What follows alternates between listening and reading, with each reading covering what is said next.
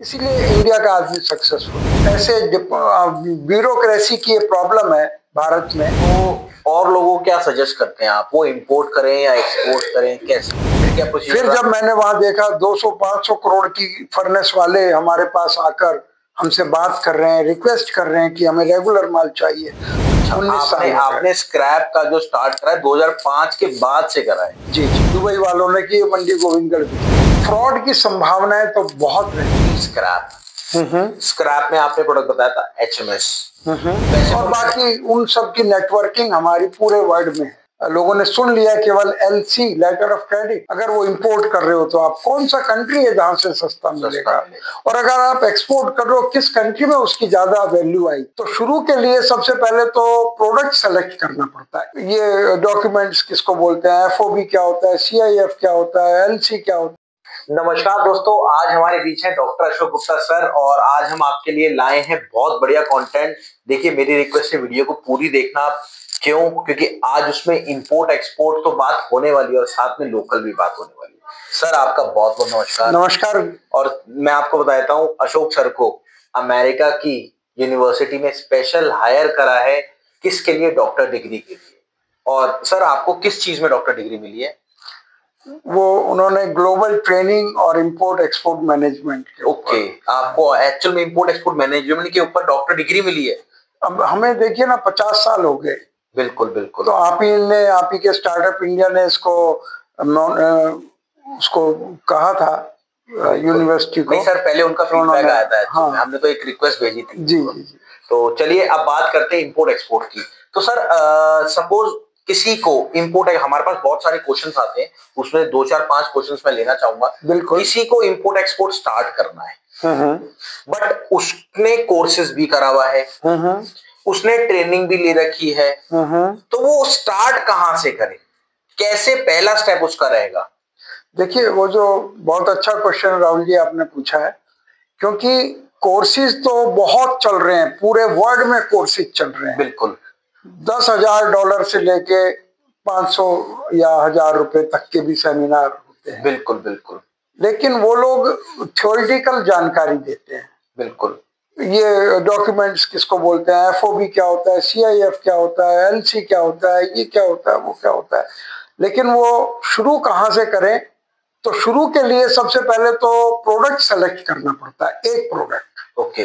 कि आपको इंपोर्ट करना है या एक्सपोर्ट करना है। ठीक है। फिर आपको कंट्री सेलेक्ट करना पड़ता है। ठीक है। फिर उस पर्टिकुलर के लिए क्या डॉक्यूमेंट्स लगेंगे, कहाँ से वो मिलेगा, सस्ता कहाँ से मिलेगा।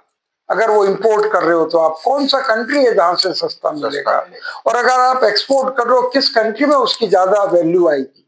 ओके। ये सब चीजें तो अनुभव से आती हैं, ये यूट्यूबर्स नहीं बता पाते। सही बात है जी।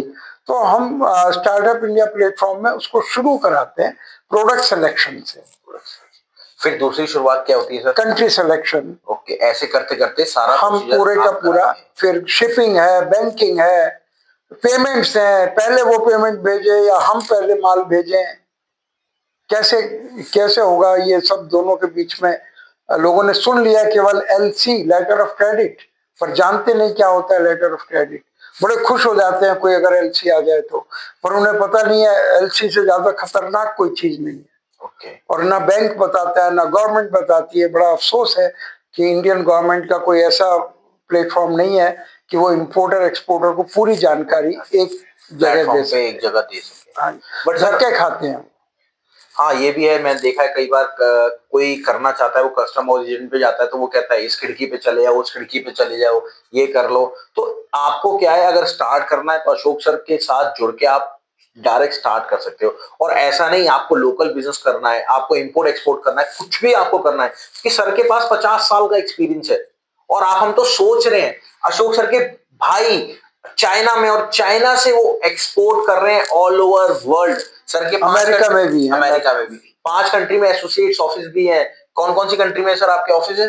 अमेरिका में है, दुबई में, हांगकांग में, बेल्जियम, चाइना, और वैसे और बाकी उन सब की नेटवर्किंग हमारी पूरे वर्ल्ड में है।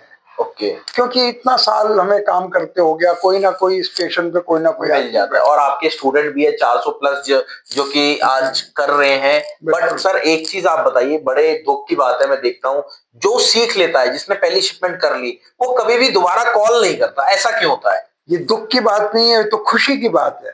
क्यों सर? क्योंकि वो इतना कॉन्फिडेंट हो गया, हमने एक बार में उसको इतना सिखा दिया कि दोबारा आने की कोई। आप ये बताइए राहुल जी, जो सीख ले, जो स्कूल में पास कर लेते हैं, हाँ जी। क्या वो दोबारा स्कूल जाते हैं? नहीं जाते सर, बिल्कुल। तो वो हमारे पास क्यों आएगा? हम उसको इतना सिखा देते हैं, दोबारा की जरूरत नहीं पड़ती। ओके, ये खुशी की बात है। ओके, तो आप उसको वैसे, जो सर आपका पूरा सिखाने का ब्यूरो है, वो क्या स्टेप है? पहले आप क्या करते हैं? पहले हम उसको समझते हैं उसकी बातों से कि उसकी क्या नॉलेज है, क्या उसकी बैकग्राउंड है। कई लोग जॉब बैकग्राउंड से आते हैं, तो वो बिजनेस में बड़ा उनको दिक्कत होती है घुसने में। और क्या उसकी मैन पावर है, क्या उसकी बजट है, उसका कितने में, कितनी उसकी एज है, वो कितना अभी सीखने के लिए है, या वो सीधा करना चाहता है। तो इन सब चीजों को देख के हम शुरू करा देते हैं उसको। ओके। जिस आदमी ने 50, 60, 70 साल तक सपना ले रहा है कि मैं कभी इंपोर्ट करूंगा, मैं कभी एक्सपोर्ट करूंगा, हम उसे उसको भी करा देते हैं। अच्छा, वैसे सर एज फैक्टर क्या रहता है अगर हम एक्सपोर्ट की बात करें? मैं देखिए ये क्वेश्चन अलग ही है, पर फिर भी मैं पूछ लेता हूँ, एज फैक्टर क्या रहता है? कितने से कितने लोगों को करना चाहिए एक्सपोर्ट और या इंपोर्ट?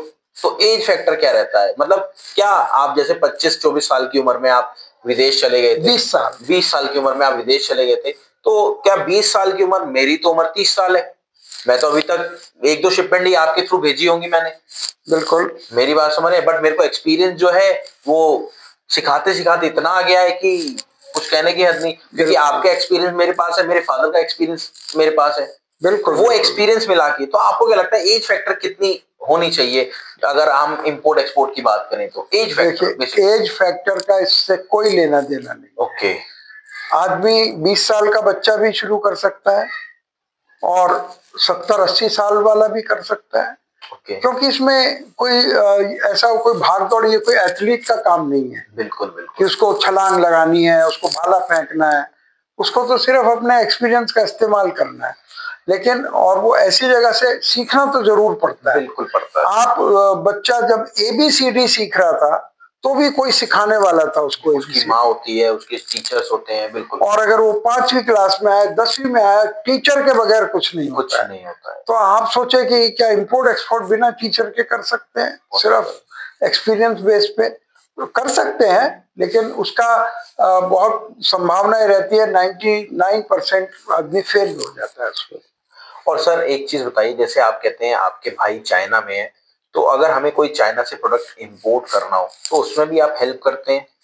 देखिए, जरूरी नहीं है, लेकिन अगर आप सीरियस हैं तो आधी 90% तैयारी तो हम यही करा देते हैं। तो बचा हुआ 10% तो जहां जहां हमारे ऑफिस हैं, वहां से आपको सपोर्ट मिल जाएगा। ठीक है। अब सर बात आती है हम इंपोर्ट की। देखिए एक्सपोर्ट की भी बात करी, इंपोर्ट में आपने प्रोडक्ट बताया था, अभी हमारी बहुत सारी वीडियोस हैं कि स्क्रैप। स्क्रैप में आपने प्रोडक्ट बताया था HMS। अब किसी ने हमारे प्रोडक्ट मेंबर ने करा था, वो वीडियो तो हम अगली दिखाएंगे, बट HMS में भी क्या फ्रॉड होता है? और अगर कोई मेंबर करना चाहता है तो आप प्रोसीजर क्या रहता है? क्या उसको विदेश में जाना पड़ता है? ये बताइए। देखिए, मैं क्या फ्रॉड और फिर विदेश में जाना पड़ता है सर? फ्रॉड की संभावनाएं तो बहुत रहती हैं। HMS के मटेरियल में फ्रॉड नहीं हो सकता, क्योंकि वो लोहा है, लोहे के अंदर कुछ डाला नहीं जा सकता। मेरे को तो ऐसा लगता है सर, आप HMS ही कहते हैं, मेरे को तो ऐसा लगता है आपको HMS वाले जो फर्नेस वाले कमीशन ना देते अभी क्योंकि इसलिए रिवाज नहीं है, क्योंकि कैश का बिजनेस है।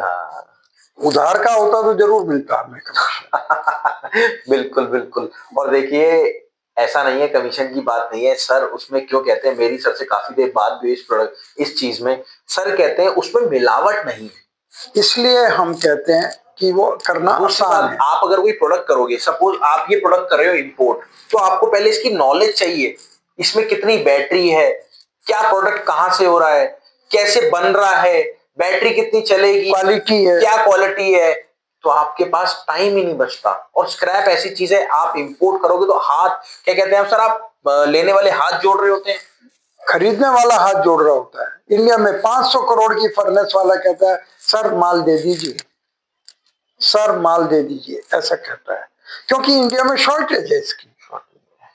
ये शॉर्टेज की वजह से हम कहते हैं कि अगर आप बिल्कुल नए हो, किसी बिजनेस में शुरुआत करनी है तो उससे कर लीजिए, वरना तो बहुत प्रोडक्ट हैं काम करने के लिए। अच्छा एक चीज और बताइए सर, जब आपने पहली बार स्क्रैप को एचएमएस को इंपोर्ट करा था तो वो कैसा एक्सपीरियंस था आपका, वो कहाँ से आपने करा था? मतलब पूरा लंबा वीडियो होने वाला है, 20-25 मिनट का, मेरी रिक्वेस्ट है थोड़ा सा बताइए आप कैसे करा था, और क्लियर कि उस टाइम आपको पता नहीं था कैसे क्या होता है, ये प्लीज बताइए। देखिए स्क्रैप का तो सपने में भी नहीं सोचा था, क्योंकि एक तो नाम ही स्क्रैप है इसका, बिल्कुल भंगार कबाड़, तो हम काम, और मेरी शुरुआत ही गोल्ड एंड डायमंड ज्वेलरी से हुई थी, तो एक ज्वेलरी वाला उसको क्या समझेगा। लेकिन पहली बार 2005 में मेरे एक अमेरिका के मित्र थे, वो ये करना चाहते थे, तो उनके साथ मैं दुबई गया। ठीक है। और दुबई में स्क्रैप यार्ड में खड़ा होके मैं सोच रहा था ये कैसे होगा, कौन सा अच्छा है कौन सा खराब, हमारी कोई ट्रेनिंग नहीं थी। अच्छा, ना वो जानते थे ना मैं जानता था, और स्क्रैप लेने हम पहुंच गए वहां। तो फिर और दूसरी, हम जो मैं हैंडीक्राफ्ट, गारमेंट और गोल्ड एंड डायमंड ज्वेलरी, उसमें सैंपलिंग बहुत चलती है। तो मैं ये, मेरे दिमाग में तो ये रहा इसका सैंपल कैसे दिखाएंगे, जबकि उसका कोई सैंपल होता नहीं है। तो मेरे दिमाग में सैंपल घुसा हुआ था। तो फिर भी वो ले आए 10-12 कंटेनर, अनजान पने में ही ले आए, और मंडी गोविंदगढ़ ले आए। अच्छा आप बताते हैं आपको पहले मंडी गोविंदगढ़ का नाम भी नहीं पता था कि माल बिकेगा? वही उन्होंने ही बताया दुबई वालों ने कि ये मंडी गोविंदगढ़ बिकेगा, उससे पहले मैं पता ही नहीं था, हम तो दिल्ली समझ रहे थे कि दिल्ली में कहीं बेचेंगे। तो ये सब संभावनाएं होती हैं, उन्होंने बताया। फिर हम पहली बार जाके हमने देखा फर्नेस क्या होती है। कितने साल पुरानी बात बता रहे हैं? ये 2005 की बात है। अच्छा, 19 साल आपने स्क्रैप का जो स्टार्ट करा है 2005 के बाद से करा है? जी जी, जब से पहले तो पता ही नहीं था स्क्रैप क्या होता है। तो फिर जब माल वहां पे गया फिर क्या प्रोसीजर? फिर जब मैंने वहां देखा 200-500 करोड़ की फर्नेस वाले हमारे पास आकर हमसे बात कर रहे हैं, रिक्वेस्ट कर रहे हैं कि हमें रेगुलर माल चाहिए, तो मैं हैरान रह गया। उनका ऐसा तो किसी बिजनेस में नहीं देखा कि खरीदार इतना ज्यादा उत्सुक हो रहा है। तब मैं, जो लोग मेरे पास आते थे प्राइवेटली, तब ये सोशल मीडिया नहीं था, तो वो कहते थे गुप्ता जी आप तो इतना टाइम फॉरेन में रहे हैं, यहाँ तो काम की बाट लगी हुई है, आप कोई प्रोडक्ट बताइए, कोई इंपोर्ट का या एक्सपोर्ट का। तब मैं कहता था कि भाई आप इंपोर्ट कर सकते हो स्क्रैप का, पर आपको खराब लगेगा कि कहाँ कबाड़ और कहाँ। तो वो भी मेरा अनुभव, एक जो मैंने आपको बताया था वेस्ट इंडीज में, बिल्कुल बिल्कुल, जब वहाँ के जो राष्ट्रपति हैं भरत जगदेव, उनको मैं जब उनको मिला और किसी ने मिलवाया मुझे, एक छोटी सी मीटिंग थी उसमें, तो उन्होंने बड़ी गर्मजोशी से हाथ मिलाया, welcome to my country mister Gupta, और उसने कहा ये स्क्रैप खरीदते हैं। तो मेरे को बड़ा बुरा लगा कि राष्ट्रपति के सामने ये कह रहा है स्क्रैप खरीदते हैं। बिल्कुल। पर राष्ट्रपति ने दोबारा हाथ मिलाया, nice mister Gupta, you are beautifying my country, आप मेरे कंट्री को खूबसूरत कर रहे हो। तो मैंने समझा कि ये काम कैसा है, इको फ्रेंडली काम है, मदर नेचर को बचाने का काम है, कूड़े को कम करता है ये काम। तो तब से मुझे इसमें इंटरेस्ट हुआ। तो और लोगों को क्या सजेस्ट करते हैं आप, वो इंपोर्ट करें या एक्सपोर्ट करें, कैसे? देखिए हम अपनी बात किसी पे थोपना नहीं चाहते, चाहे आपके मन में एक्सपोर्ट का है तो हम एक्सपोर्ट के लिए, देखिए ये चावल के सैंपल, एक चावल की फैक्ट्री है वो दे गई थी, तो सऊदी में, आई थिंक आप सऊदी में या कहीं भी हम चावल वो एक्सपोर्ट करा सकते हैं, इंपोर्ट करा सकते हैं। अब इतना टाइम हो गया है, ऐसे बहुत कम प्रोडक्ट हैं जिनके बारे में हमको ना पता हो। अब मैं लंदन में गया था स्क्रैप खरीदने, तो एक ने कहा एक पुरानी सबमरीन है, पनडुब्बी है, पुरानी पनडुब्बी, वो कहने लगा आप ले जाओ इसको, वो कई करोड़ों की पुरानी पनडुब्बी, वो आएगी कैसे, वो बांध के लाएंगे उसको, कैसे लाएंगे? तो इसमें कोई, और हवाई जहाज तो मिलते ही है वहां से पुराने। पर गवर्नमेंट भी क्या करने देती है वो सारा चीज? आप नहीं, गवर्नमेंट देखिए रोक नहीं सकती है, लेकिन ऐसे ब्यूरोक्रेसी की ये प्रॉब्लम है भारत में कि जहां भी सरकारी कर्मचारी आ गया वो सोचता है मैं कैसे इसमें घुस जाऊं, कैसे इसको मुश्किल कर दूं तो वो कि मुझे 2 पैसे बच जाएं। तो वो भी आप क्या सर? वो रोज होता है। हाँ, आप और हम हिंदुस्तान में रहते हैं, हर चीज के लिए ये सब होता ही है। मोदी जी तो बेचारे बहुत कोशिश कर रहे हैं। उसमें भी हेल्प करते हैं क्या आप? उसमें हेल्प यही करते हैं कि अपने डॉक्यूमेंट्स को इतना सही बनाइए कि उसकी हिम्मत ही ना पड़े आपको रोकने की, और अगर वो ज्यादा रोका राकी करता है तो कोर्ट में जाएं, उसको उसका स्टिंग ऑपरेशन करें, उसको नंगा कर दें बिल्कुल। हमारी तो ये रहती है, तो हम बचाने की कोशिश करते हैं। पहली बात तो कोई गलती ही ना करें, और अगर वो उसके बावजूद भी आपको परेशान कर रहा है तो बहुत तरीके हैं उसको हैंडल करने के, जिससे वो देश का नाम खराब ना करे। बिल्कुल। तो ये सब चलता है हिंदुस्तान में। ऐसा कौन बिजनेसमैन है जिसका वास्ता इनसे ना पड़ता हो?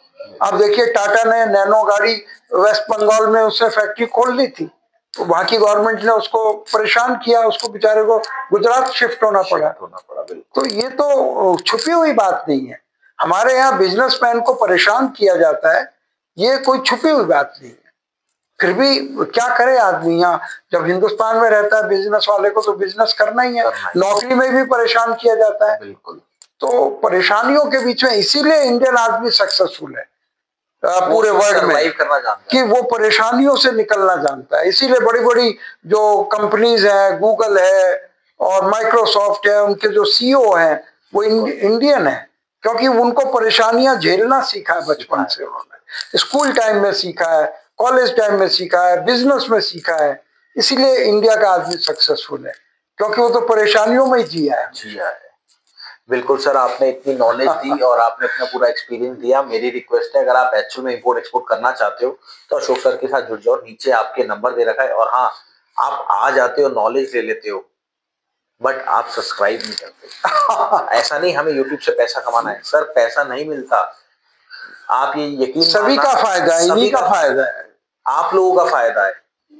बस आप लोग ऐसे प्यार देते रहे अशोक सर को, हमें, ताकि हम और कंटेंट बना के आप लोगों को वायरल कर सके। और हाँ, एक हमारा एप्लीकेशन भी है, जाके आप देख लेना, लिंक डिस्क्रिप्शन में। उसमें आपको ऑल ओवर इंडिया मेटल के रेट मिलते हैं और साथ में विदेशों के भी मिलते हैं। तो चलिए, आपसे मिलते हैं अगली वीडियो में। नमस्कार, धन्यवाद, जय हिंद, नमस्कार। Thank you.